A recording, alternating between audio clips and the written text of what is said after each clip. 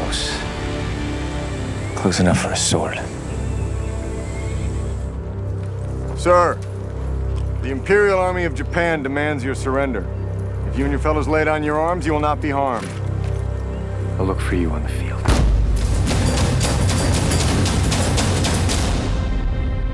The Last Samurai depicts 19th century Japan, a time when the island nation opened its doors to the West, causing a titanic struggle between 1,000 years of tradition and the onrush of the modern world.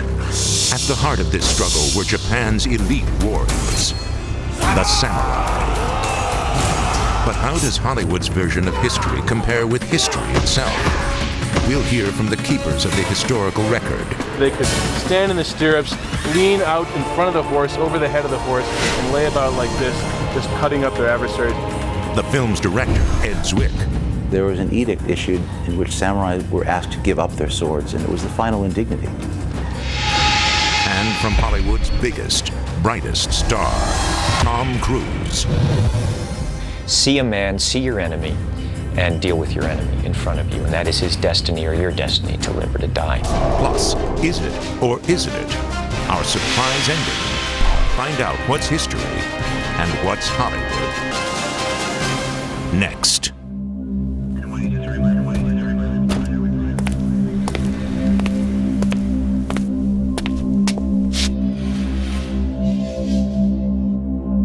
Rifles at the ready!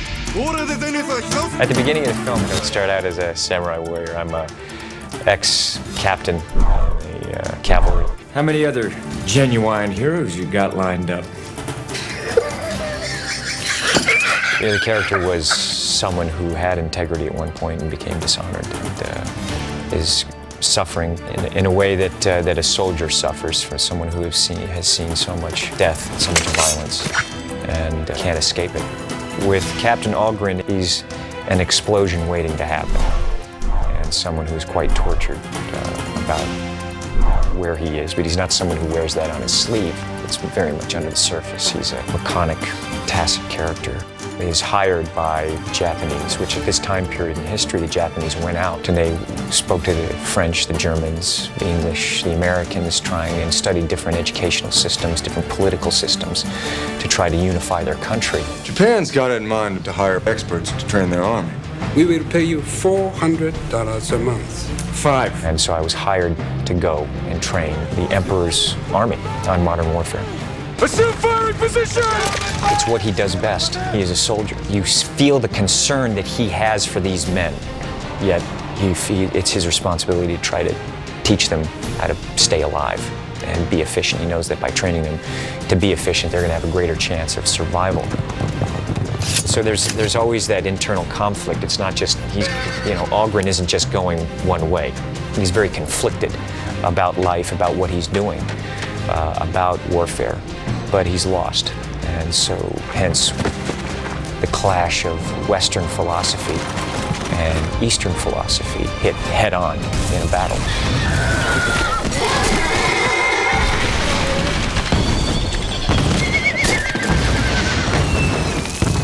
The Last Samurai, starring Tom Cruise, explores a special breed of warriors who were respected, feared, and ultimately doomed to extinction.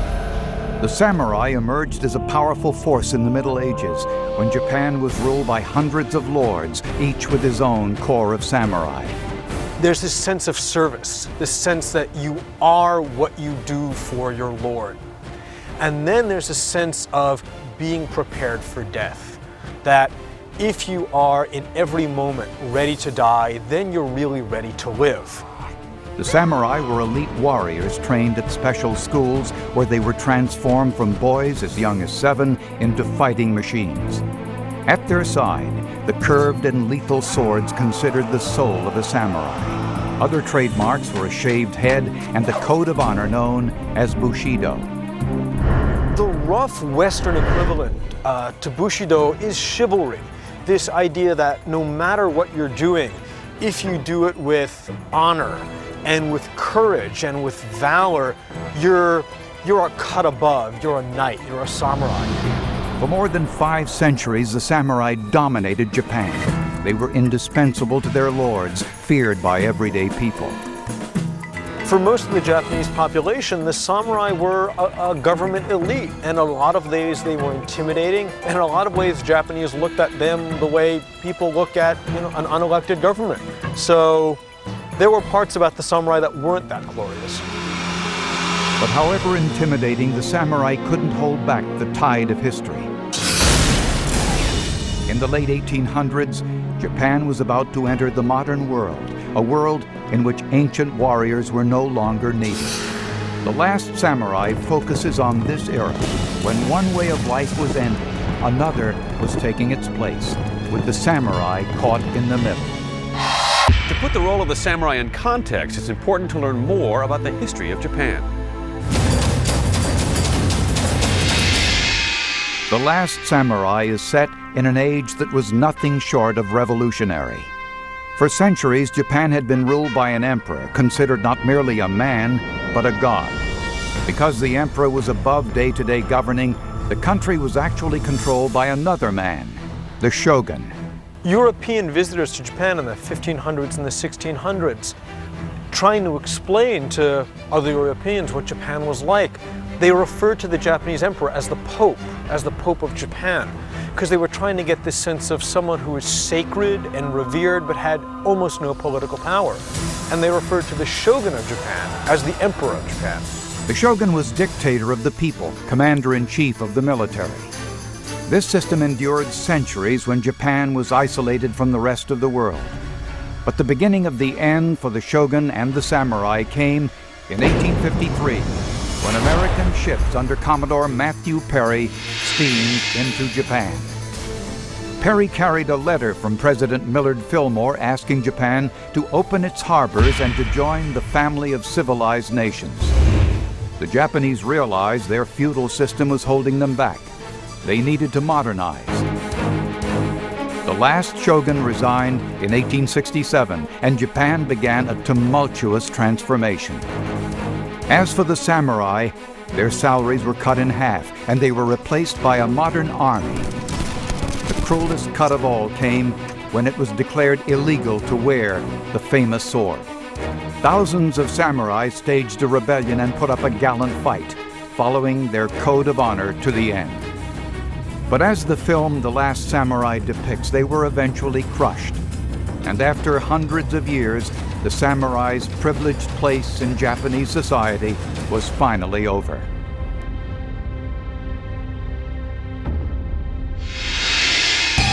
Let's hear more from the star and producer of The Last Samurai, Tom Cruise, and its director, Ed Zwick. I looked at 3 centuries of Japanese history, trying to glean anything I can about the culture, behavior, attitudes, and try to get it from all different kinds of different viewpoints. Because history is, you have first-hand data, that which you experience yourself; second-hand data, that which someone experiences and tells you about; and then third-hand data, which is, way out there. And a lot of history is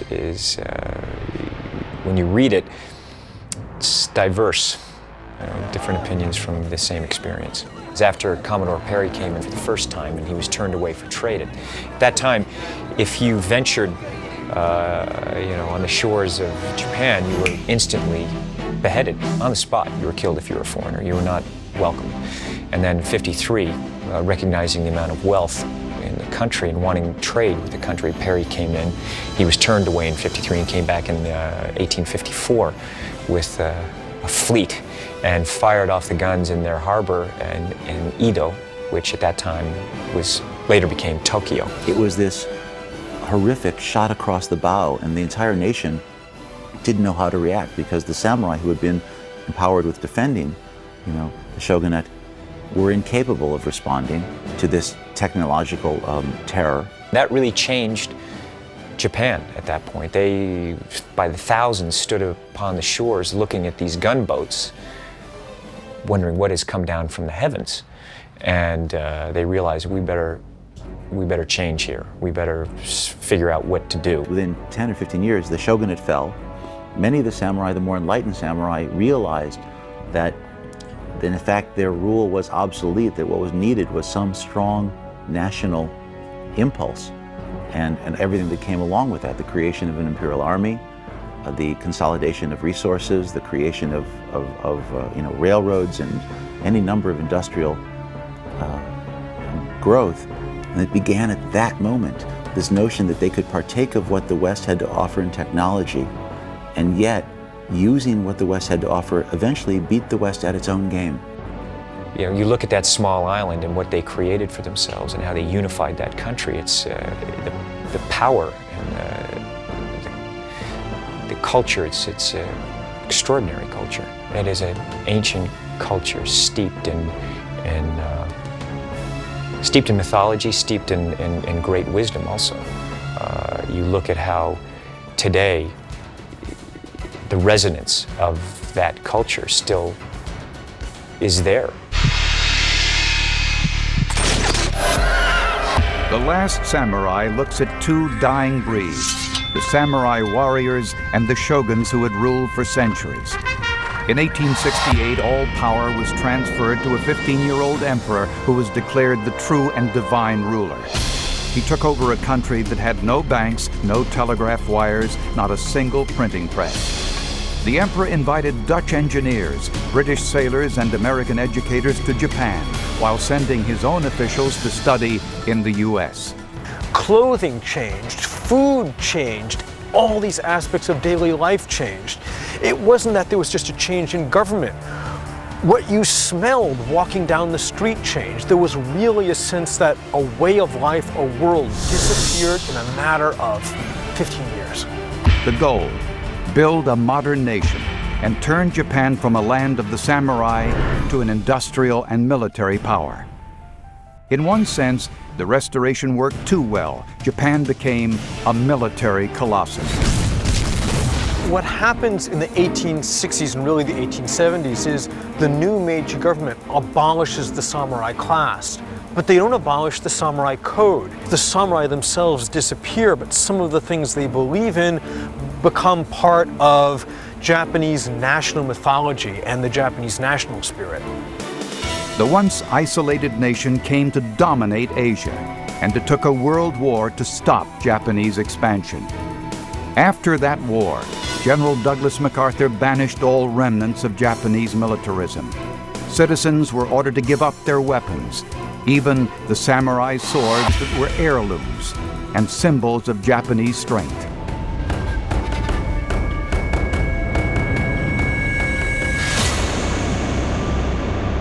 We've talked about the weapons that the samurai had. We just learned some more about Japanese history. But in your estimation, is The Last Samurai more history or more Hollywood? Well, it's a bit of both. I mean, the historical context is beautiful. I mean, you do a great job of recreating the Meiji state with all the pomp and the uniforms and the steady inflow of foreign advisors to push them into Western ways. At the same time, they do a great job of describing the samurai in their villages and the whole caste and pecking order in these villages. And it just is a wonderful picture of 19th century Japan, but I think it's in the substance of this film that you see real Hollywoodization. Because let's face it, the samurai in this 1876-77 were the bad guys. They were reactionaries, trying to go back to a bygone time when women didn't have rights, when there was no hope of democracy, when there was a real caste system in the Japanese villages where you had untouchable people who were discriminated against.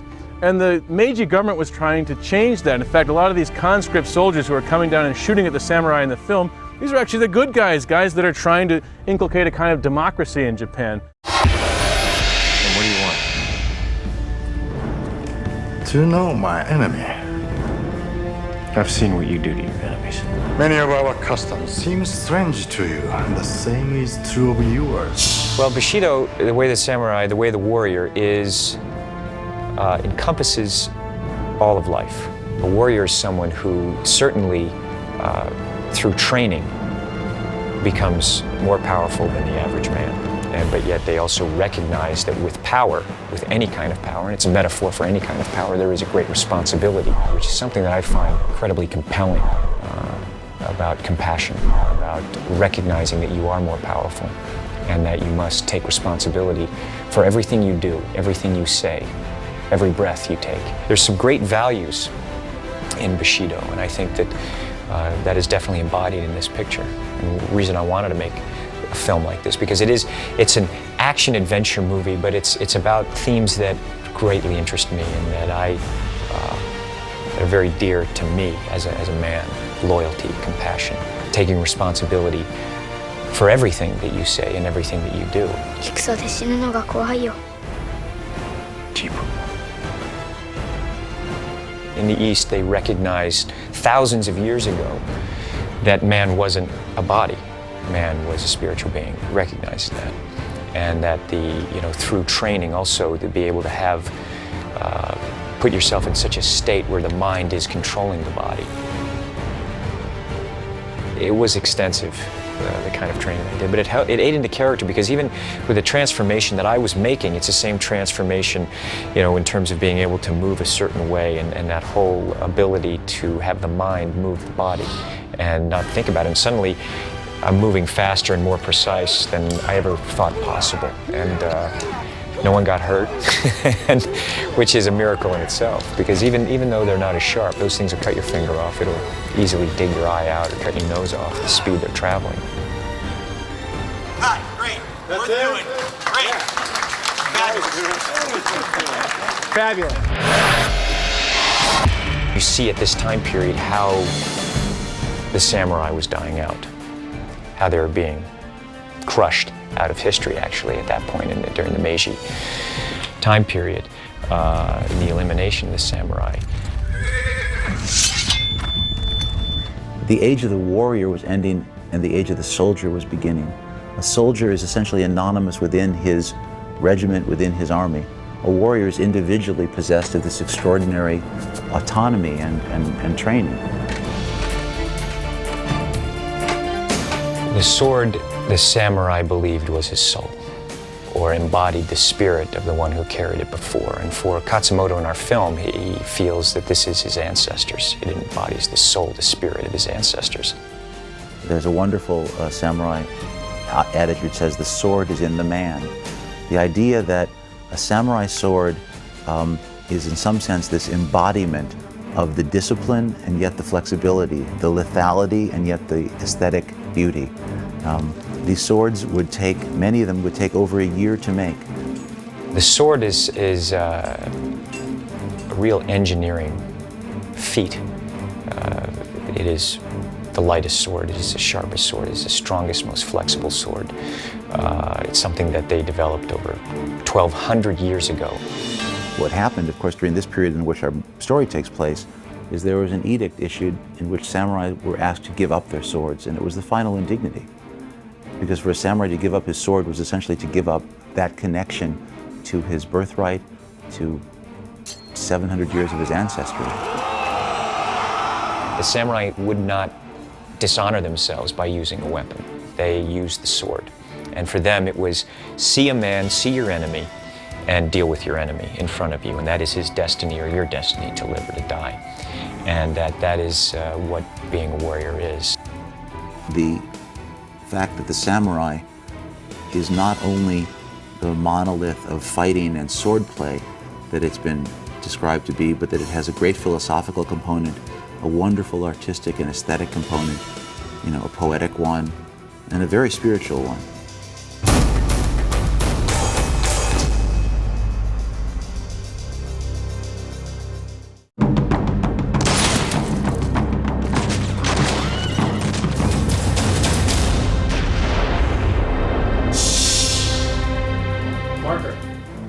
Ultimately, though, is the film history or Hollywood? The Last Samurai is Historywood. I think Hollywood, when it partakes of history, has an obligation to get things right and not to bowdlerize it. But I'm not presuming to give a history lesson. It is a celebration of that culture and the death and life of that culture. And a great, tremendous amount of hours, effort went into honoring that and spending time, with the sets, the wardrobe, the behavior, to minute details. There's a wonderful expression, I think it's a Zuni proverb, that said there are no truths, there are only stories. And I believe one way that we actually learn about life is in the telling of stories. I think many more people learn, moral precepts or narrative truth, not through books and not in any academic way. Now, this is an adventure picture, but it does take you into that world. It was a pivotal time in their history where it changed from the Eastern to the Western, where the kimonos then into the hats and the caps and the top knots were outlawed. All that stuff is very true and very true to that time. It's sweeping epic and very personal on the other hand, and yet when you see the film, it is what I have found and love about that culture. Hollywood filmmakers use lights, cameras, and 21st century technology to transport filmgoers back in time. In this case, back to 19th century Japan. With that in mind, see The Last Samurai and judge for yourself whether it's history or Hollywood. And by the way, the next time you find yourself strolling in New York City, visit the Japanese Garden here at the Brooklyn Botanic Garden. It too is an experience that can transport you to another time at another place, just like a well-made Hollywood film. Taxi! For the History Channel, I'm Josh Binswanger. Thanks for watching.